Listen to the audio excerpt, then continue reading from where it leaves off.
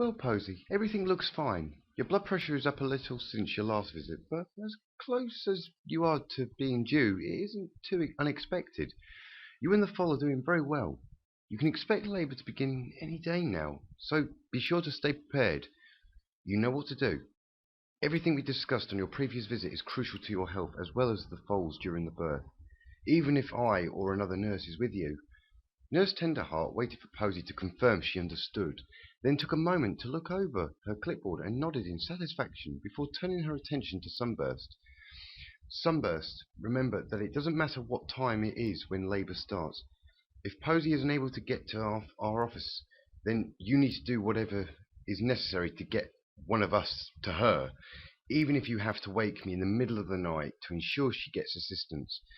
You do just that.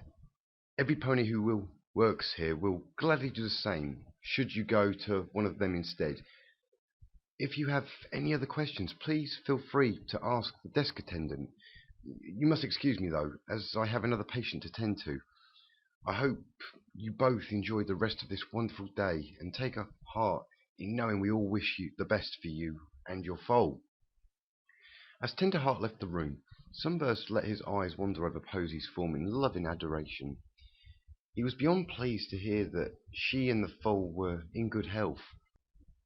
Since the day her pregnancy had been confirmed, he could not help but feel incredible joy from even the slightest glance at her swelling belly.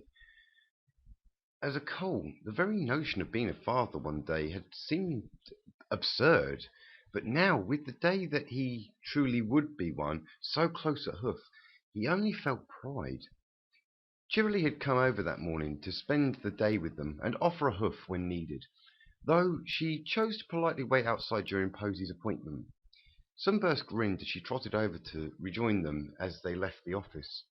The hopeful, querying look in her eyes only served to raise his spirits as she silently sought after the results of the appointment. She had prepared several saddlebags for a picnic, provided the appointment went well, and a nod from Posy was all the answer she needed. Bringing a bright smile to light up her face, Sunburst shook his head in mild amusement at her enthusiasm, and took a pair of saddlebags from her and let them slide down his neck into position on his back. Posy tried to reach over his back to take a pair of bags for herself, only to have Cheerilee sidestep away as he gently pushed her in the other direction. He nudged her cheek lovingly in apology. Don't you worry about helping with these, Posy. You know you should not be carrying anything right now. Cheerilee and I can handle this with no problem. You can help by choosing where we go, though. I don't believe that was ever decided, so where would my beautiful mother-to-be like to have this picnic? Posy sighed in mock defeat and rolled her eyes, though she never let her smile fade. I do have a place in mind, since you have so kindly bestowed the choice on me. The fields we ran in yesterday would be perfect. The ones with all of the beautiful wildflowers in bloom. I know we will have quite a walk to get there, but if you two are fine with that, I would love to have a picnic there. Sunburst smiled, pleased with her choice, and motioned with a hoof for her to lead the way. It would be well after noon by the time they reached the fields, since they would be walking for her sake, and after dark before they got home. He couldn't complain, though. As long as he could spend time with her, even with Cheerilee there with them, he would be happy. Posy turned her pleased grin away from him and sauntered down the road towards the trails to the fields. Cheerilee suppressed a giggle and trotted after her to catch up before she got too far, leaving Sunburst shaking his head in amusement at his wife's antics before he cantered after them. He laughed as the exhilaration of the run and wind in his mane pumped adrenaline through him, spurring him to run faster. It wasn't long before he could see them again, their small lead dwindling rapidly as his pace ate up the difference. He shot past them, clods of dirt leaping from beneath his hoofs and snapping at his heels, urging him to run faster. Fighting the urge to enter a full gallop, he slammed his hind hooves into the ground, gouging parallel trenches into the trail and sending a shower of earth fanning out to his sides. He skidded to a stop and reared, spinning to face Cheerilee and Posy in the same motion as he let loose a long, high-spirited neigh.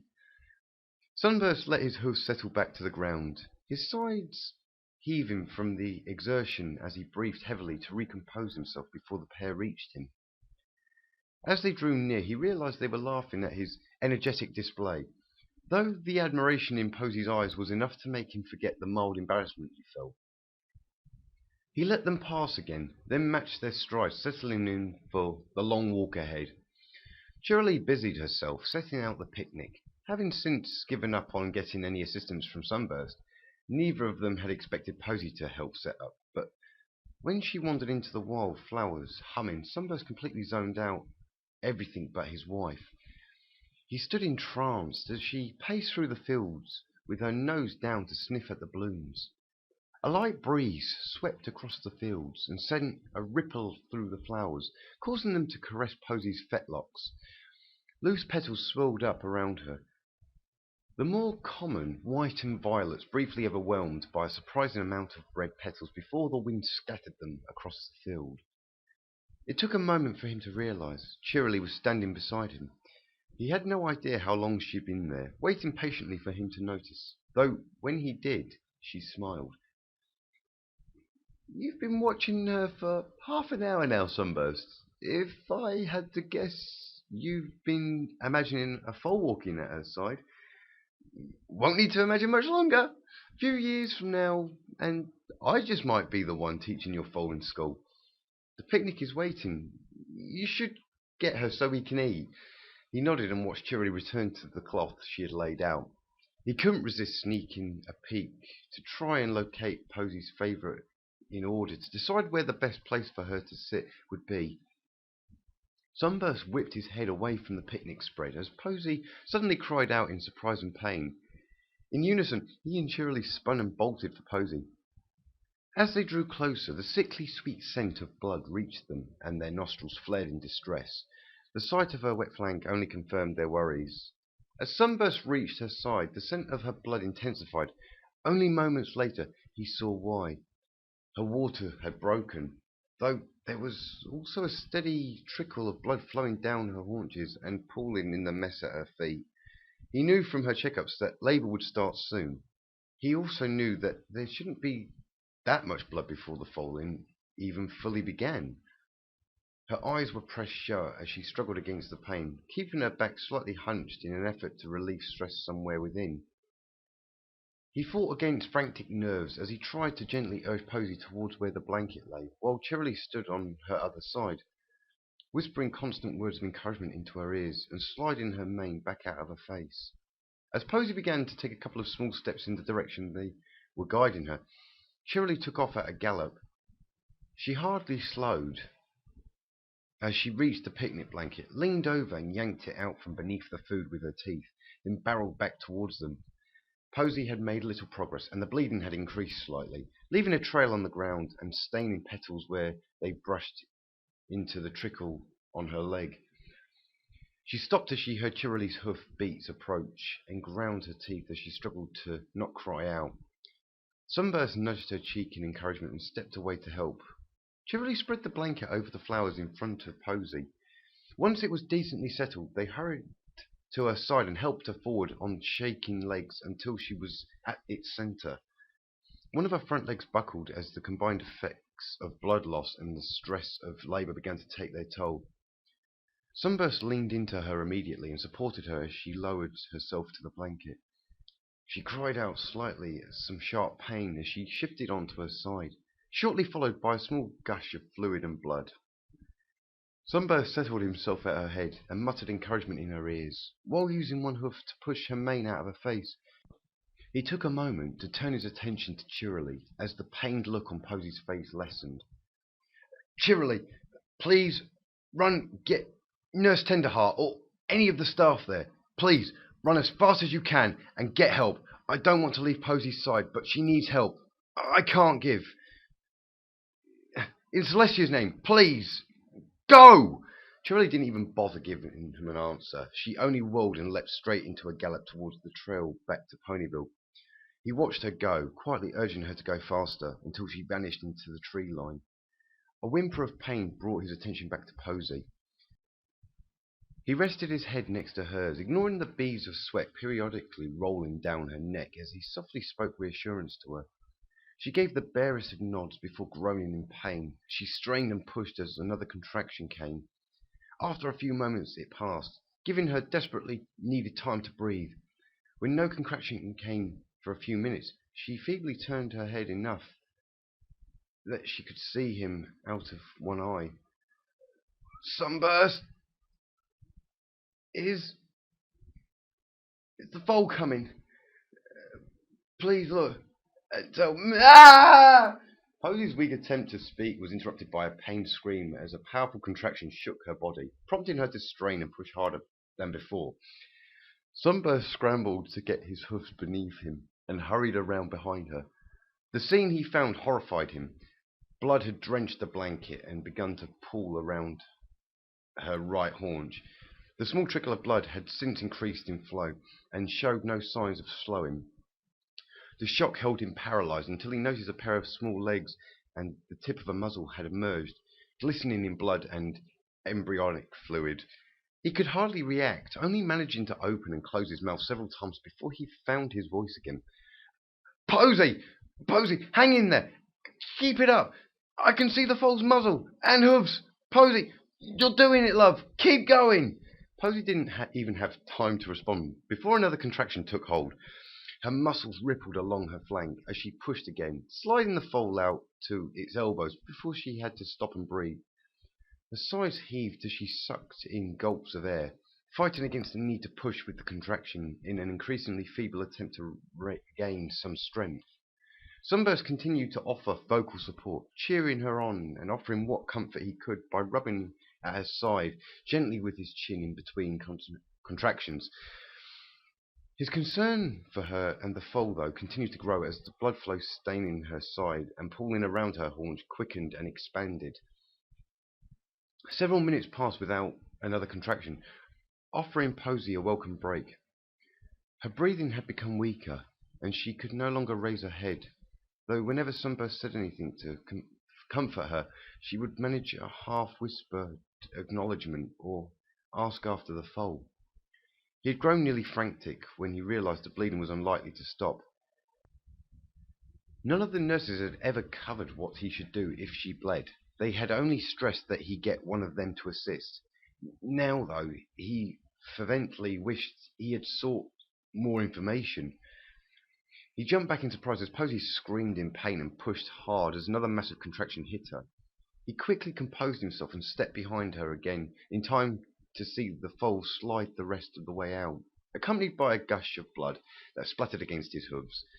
He found himself in shock again, even as he cried out in joy to let Posy know the foal was born. The combination of the excessive amount of blood and seeing his foal enter the world overwhelming him temporarily. He snapped to and kneeled beside the foal, ignoring the blood soaking into the fur on his leg, and gently helped it to its feet with his muzzle. He gently licked it at its wings and mane to get rid of the damp goop before it could start to catch a chill, even though it was rather warm spring afternoon. Hello there, little one. You are a filly.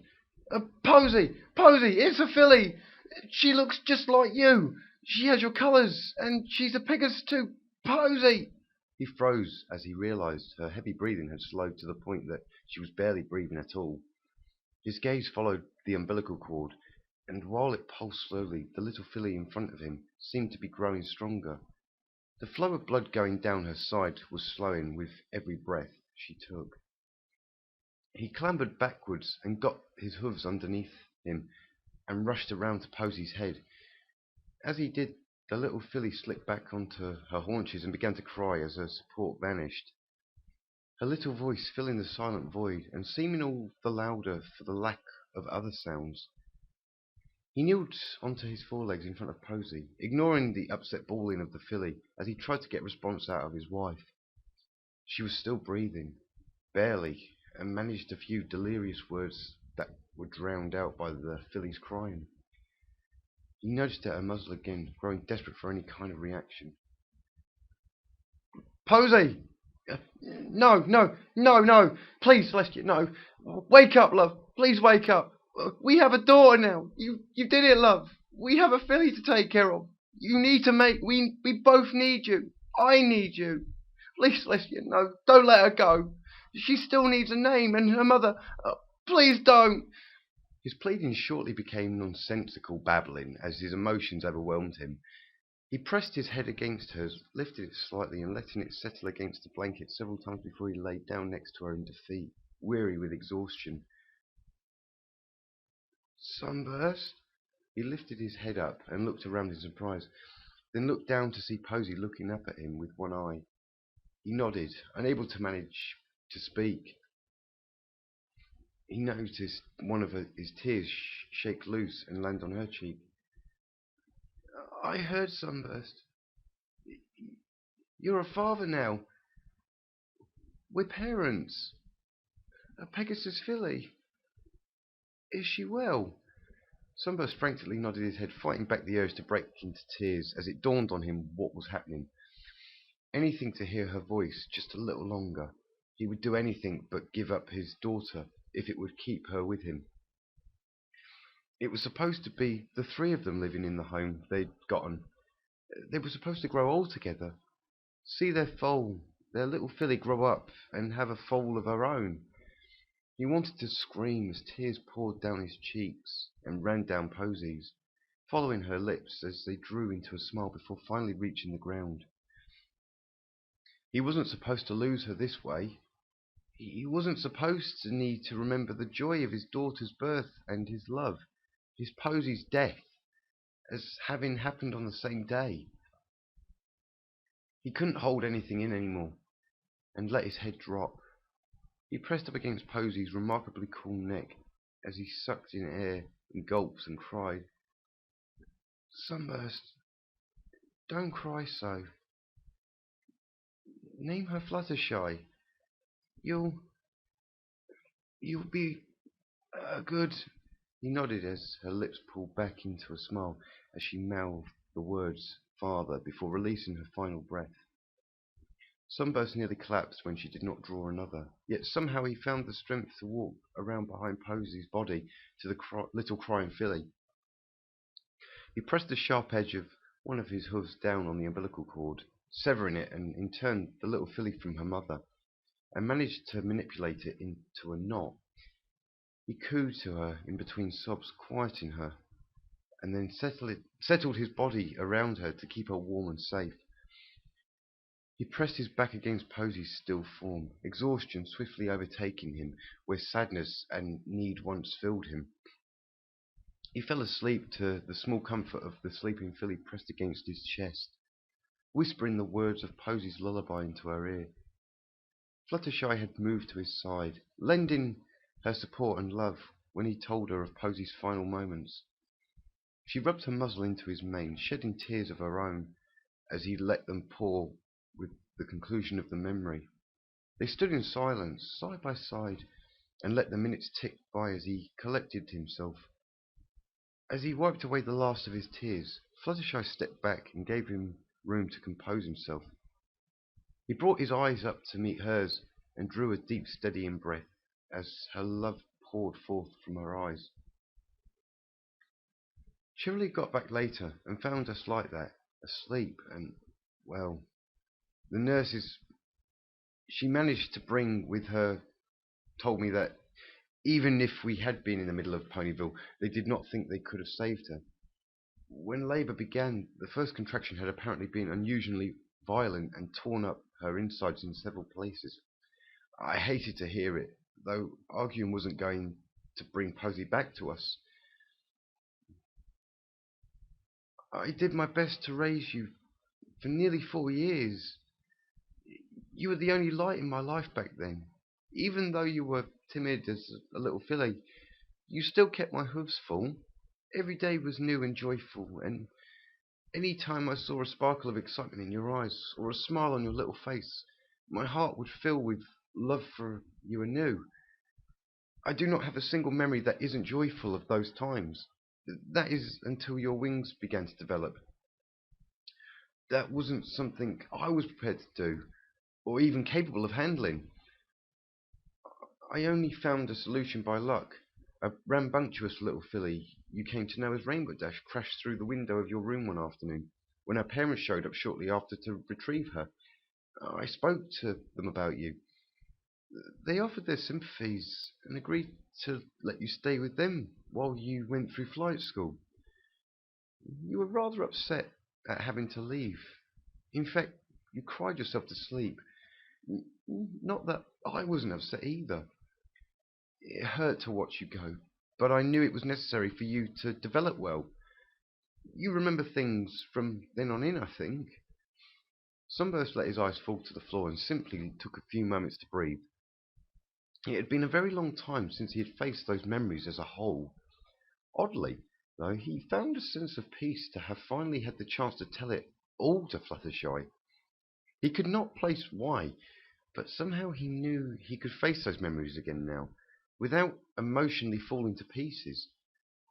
A thought from earlier that evening came to mind, of Posie's room and the memories he kept locked within, and he knew that with everything else he had told Fluttershy, she deserved to see everything it held. As he raised his head, he briefly saw Posie's form imposed over Fluttershy's, only to have the hallucination shatter as she spoke. "Thank you for telling me, Father. I did not want to hurt you, though, by asking. I'm sorry. Please forgive me. I'm sorry." He chuckled, much to her shock, and lifted his eyes to meet hers. "There is nothing to forgive, sweetling. You did not hurt me. If anything, tonight, you've helped me finally find some small peace. You will always be important to me. Now, when your kindness or smile reminds me of your mother, I may still shed a tear, though it will be of joy and loving memory of the time I had with her. It will also be out of joy that I did not lose you both that day. I have you, and for that I will always be happy. Come with me. I have one more thing to show you. First, though, we need to take your picture."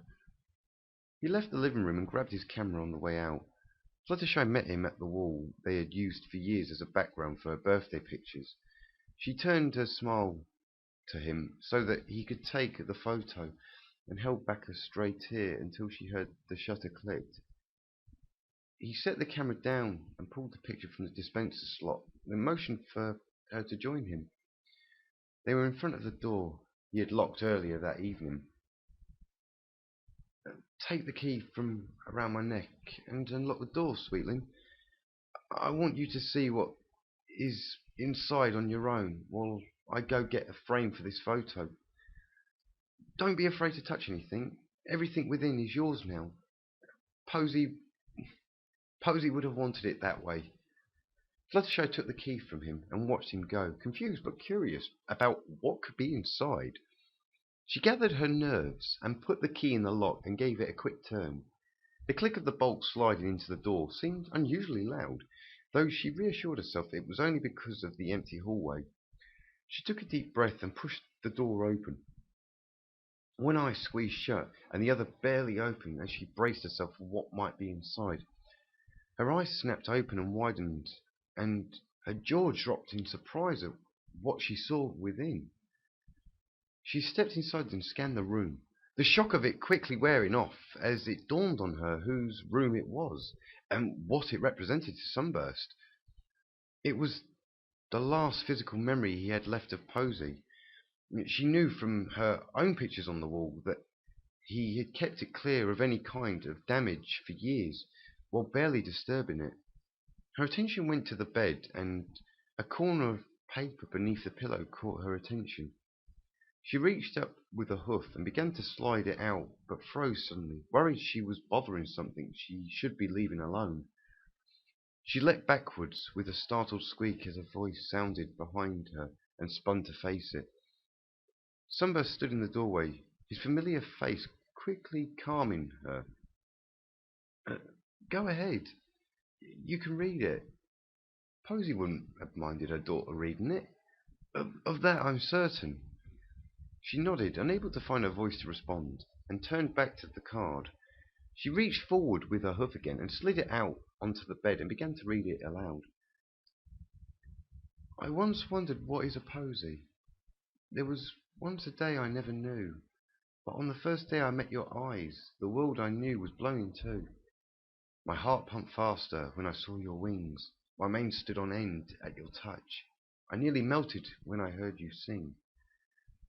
I knew then what I loved so much. I love your smile and your eyes, and our foal you safely carry within. I know with you I can never speak a lie, that in the contest for my heart you will always win. So whether the foal is a colt or filly, or when our manes are touched with grey, know that I will always love you both, and be there for you if you're in dismay. Fluttershy could barely speak the ending as she fought back tears, prompting Sunburst to step forward to read the final line as he hugged her close. I am your Sunburst forever.